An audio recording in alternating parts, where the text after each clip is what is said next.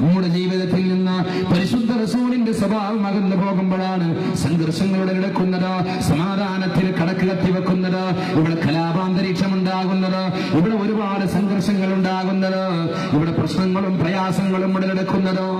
ഗൗരവത്തോടെ ചിന്തിച്ചോ, അല്ലാഹുവിന്റെ റസൂലിന്റെ മാർഗത്തിലൂടെ ജീവിച്ച മഹാന്മാർ കേൾക്കണം. റഈസുൽ മുഹഖഖീൻ കണ്ണിയത്ത് സ്ഥാനം അവിടുത്തെ വഫാത്തുണ്ടായപ്പോ പ്രിയപ്പെട്ടവരെ ഏറ്റവും കൂടുതൽ വേദനിച്ചത് ഹൈന്ദവരായിരുന്നു.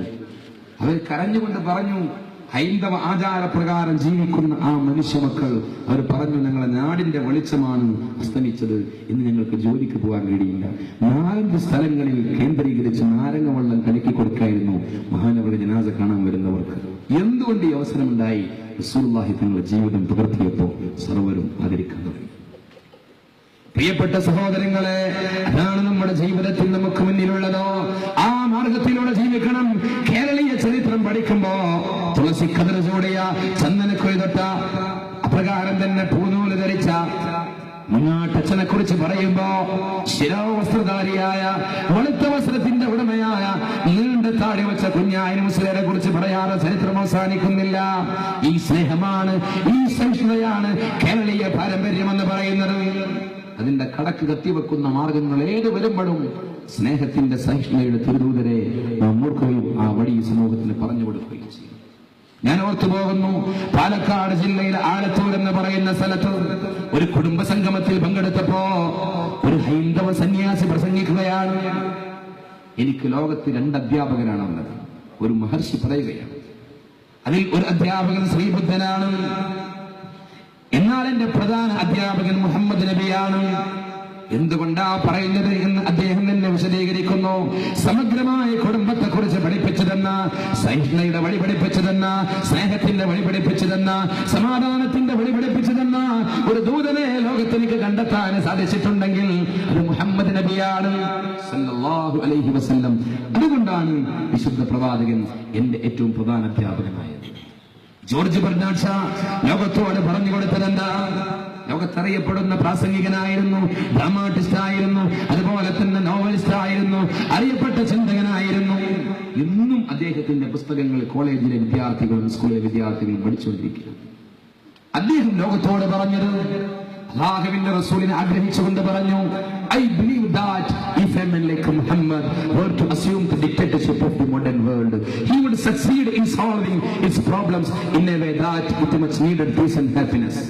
അദ്ദേഹം ഗൗരവത്തോടെ പറഞ്ഞത്, I believe that, ഞാൻ പരിപൂർണമായി വിശ്വസിക്കുന്നു, if a man like Muhammad sallallahu alaihi wasallam, ഇസ്ലാമിന്റെ പ്രവാചകൻ മുഹമ്മദ് നബിയെ പോലെയുള്ള ഒരു വ്യക്തി ലോകത്തിന്റെ നായകസ്ഥാനം were to assume the dictatorship of the modern world, ലോകത്തിന്റെ ആധുനിക ലോകത്തിന്റെ നായകസ്ഥാനം ഏറ്റെടുക്കുന്നുവെങ്കിൽ he would succeed in solving its problems in a way that it much needed peace and happiness.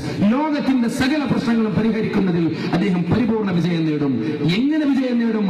ആളുകൾ തലവേദെടുത്തിട്ടല്ല, ഇവിടെ അക്രമങ്ങൾക്ക് നേതൃത്വം കൊടുത്തിട്ടല്ല, ഇവിടെ അസഹിഷ്ണുത വഴിയിലൂടെ സ്വന്തം ആളുകൾക്ക് മാത്രം ഇവിടെ ക്ഷേമാശ്ചര്യങ്ങൾ നടത്തിക്കൊണ്ട് മറ്റുള്ളവർ ഇല്ലായ്മ ചെയ്യാൻ കടന്നു വന്നിട്ടല്ല. In a way that it much needed peace and happiness. ലോകം ആഗ്രഹിക്കുന്ന സ്നേഹത്തിന്റെയും സമാധാനത്തിന്റെയും സന്തോഷത്തിന്റെയും വഴിയിൽ he would succeed in solving its problems. ലോകത്തിന്റെ പ്രശ്നങ്ങൾ പരിഹരിക്കുന്നതിൽ അദ്ദേഹം പരിപൂർണ വിജയം നേടുമെന്ന് പറഞ്ഞത് ഒരു മുസ്ലിമല്ല, പ്രിയപ്പെട്ടവരെ, അമുസ്ലിമായ ഒരു സഹോദരനാണ്.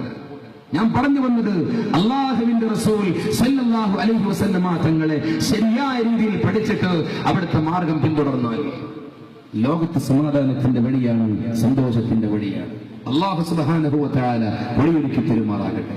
അതുകൊണ്ട് അല്ലാഹുവിന്റെ റസൂലിന്റെ വഴി നമുക്ക് മുമ്പിലുണ്ട്. പരിശുദ്ധ റസൂൽ കാരുണ്യത്തിന്റെ നായകനാണ്, ദയയുടെ നായകനാണ്, സ്നേഹത്തിന്റെ നായകനാണ്. സൗമ്യഭാവത്തോടെ വർദ്ധിച്ചവരാണ്. നമ്മുടെ സ്വഭാവത്തിൽ ഈ സൗമ്യഭാവം ഉണ്ടാകണം, ദേഷ്യപ്പെടുന്ന സ്വഭാവം ഉണ്ടാകരുത്. അല്ലാഹുവിന്റെ റസൂലിനോട് ഒരിക്കൽ ഒരു സഹോദരൻ വന്നിട്ട് ചോദിച്ചു, അല്ലാഹുവിന്റെ റസൂലെ, സ്വർഗ്ഗത്തിൽ കടക്കാൻ എന്താ മാർഗം? വലത് ഭാഗത്ത് വന്ന് ചോദിച്ചപ്പോ പറഞ്ഞത് ഹുസ്നുൽ സൽസ്വഭാവമാണ്. ഇടതുഭാഗത്ത് വന്ന് വീണ്ടും ചോദിച്ചു, ഇനി എന്തെങ്കിലും ഉണ്ടോ? അപ്പോഴും പറഞ്ഞു ഹുസ്നുൽ സൽസ്വഭാവമാണ്. മുന്നിൽ വന്ന് ചോദിച്ചു, അപ്പോഴും പറഞ്ഞു സൽസ്വഭാവമാണ്. പുറകിൽ വന്ന് ചോദിച്ചു, അപ്പോഴും പറഞ്ഞു സൽസ്വഭാവമാണ്. വീണ്ടും ചോദിച്ചു. അല്ലാഹുവിന്റെ റസൂൽ അപ്പോൾ തിരികെ പറഞ്ഞത്, ലാ നീ ദേഷ്യപ്പെടരുത്. നമ്മളാണെങ്കിലോ ഒന്ന് ചോദിച്ച് രണ്ടാമത് ചോദിച്ചാൽ അന്നോടല്ല ഞാൻ പറഞ്ഞത് എന്ന് പറഞ്ഞിട്ട് അവൻ അടിക്കാൻ വരും. റസൂലുള്ളാഹി തങ്ങൾ അപ്പോൾ പറഞ്ഞില്ല തഗ്ലബ്, നീ ദേഷ്യപ്പെടരുത്. ദേഷ്യപ്പെടാതിരുന്നാൽ സ്വർഗം കിട്ടും. ആവർത്തിച്ച് പറഞ്ഞു, ദേഷ്യം നിയന്ത്രിക്കാൻ കഴിയുന്നവരാരോ, ഉറപ്പ് നിയന്ത്രിക്കാൻ കഴിയുന്നവരാരോ, അസൂയ നിയന്ത്രിക്കാൻ കഴിയുന്നവരാരോ, അകൽച്ച ഇല്ലായ്മ ചെയ്യാൻ കഴിയുന്നവരാരോ, സ്നേഹത്തിന്റെ വഴി ഒരുക്കാൻ കഴിയുന്നവരാരോ, അവരാണ് പരിശുദ്ധ റസൂലിന്റെ വഴിയിലുള്ളത്. റസൂലുള്ളാഹി സ്വല്ലല്ലാഹു അലൈഹി വസല്ലമ തങ്ങൾ പറയുന്നു, ഗളബ് എന്നുള്ളത് നിങ്ങളിൽ വർദ്ധിക്കുമ്പോ നിങ്ങൾ അതിനെ തിരിച്ചുവിടണേ. നിങ്ങൾ നിൽക്കുകയാണെങ്കിൽ നിങ്ങൾ ഇരിക്കണം, നിങ്ങൾ ഇരിക്കുകയാണെങ്കിൽ നിങ്ങൾ നിൽക്കണം, നിങ്ങൾ ഇരിക്കുകയാണെങ്കിൽ നിങ്ങൾ കിടക്കണം, നിങ്ങൾ ഉളു എടുക്കണം, അഊദു ചൊല്ലണം എന്നുള്ള വഴിയൊക്കെ പറഞ്ഞു തന്നിട്ടുണ്ടെങ്കിൽ എന്റെ പ്രിയപ്പെട്ട സഹോദരങ്ങളെ, അല്ലാഹുവിന്റെ റസൂലിന്റെ വഴി ഇങ്ങനെയുള്ള ദേശത്തിന്റെ വഴിയല്ല, മറ്റുള്ളവർക്ക് മാപ്പ് കൊടുക്കുന്ന വഴിയാണ്, സമഭാവനയുടെ വഴിയാണ്, പാരസ്പര്യത്തിന്റെ വഴിയാണ്. ആ വഴി സ്വീകരിക്കാൻ അതുകൊണ്ട് അവിടെ നിന്ന് പറഞ്ഞു, അജബല്ലി അംരിൽ മുഅ്മിൻ, സത്യവിശ്വാസികൾക്ക് മാത്രമുള്ള പ്രത്യേകതയാണെന്ന് പറഞ്ഞ്, ഇന്ന അംറഹു കുല്ലഹു ലഹു ഖൈർ, സത്യവിശ്വാസിയുടെ കാര്യത്തിൽ അത്ഭുതപ്പെട്ടുകൊണ്ട് പരിശുദ്ധ റസൂൽ പറയുകയാ, സത്യവിശ്വാസിക്ക് സകലതും ഖൈറാണ്. എങ്ങനെയാണത് ഖൈറാകുന്നത്?